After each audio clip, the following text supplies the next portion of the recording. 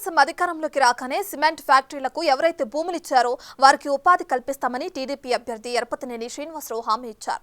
పల్నాడు జిల్లా పెదకార్లపాడు గ్రామంలో ఆయన ఎన్నికల ప్రచారం చేపట్టారు. వైసీపీ ప్రభుత్వంపై ఎమ్మెల్యే కాసు మహేష్ రెడ్డిపై తీవ్ర విమర్శలు చేశారు. టీడీపీ అధికారంలోకి రాగానే వైసీపీ అరాచకాలకు అడ్డుకట్ట వేస్తామన్నారు. పెదకార్లపాడు గ్రామానికి దత్తత తీసుకుని అభివృద్ధి చేస్తారని ఆయన హామీ ఇచ్చారు. రాబోయే ఎన్నికల్లో తనను భారీ మెజార్టీతో గెలిపించాలని ఓటర్లను అభ్యర్థించారు. మీకు చేతనైతే అభివృద్ధి చేయాలి, కానీ అభివృద్ధి చేస్తే ఆ అభివృద్ధిని చూసి ఓరవలేక మనుషులను చంపితే దానికి మీరు కూడా తగిన సమయంలో సమాధానం చెప్పాల్సిన పరిస్థితులు వస్తాయి.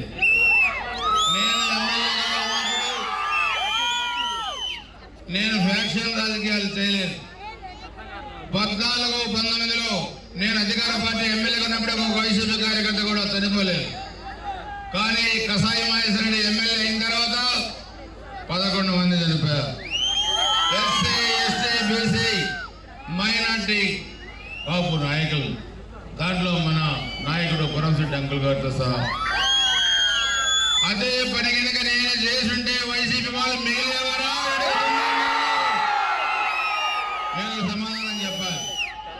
మేము అభివృద్ధి చేస్తే మీరు ఎందుకు రాజకీయాలు చేశారని అడుగుతున్నాను వైసీపీ వాళ్ళని. ఒకళ్ళు ఇద్దరు కాదు, 11 మందిని ఎందుకు చంపారు?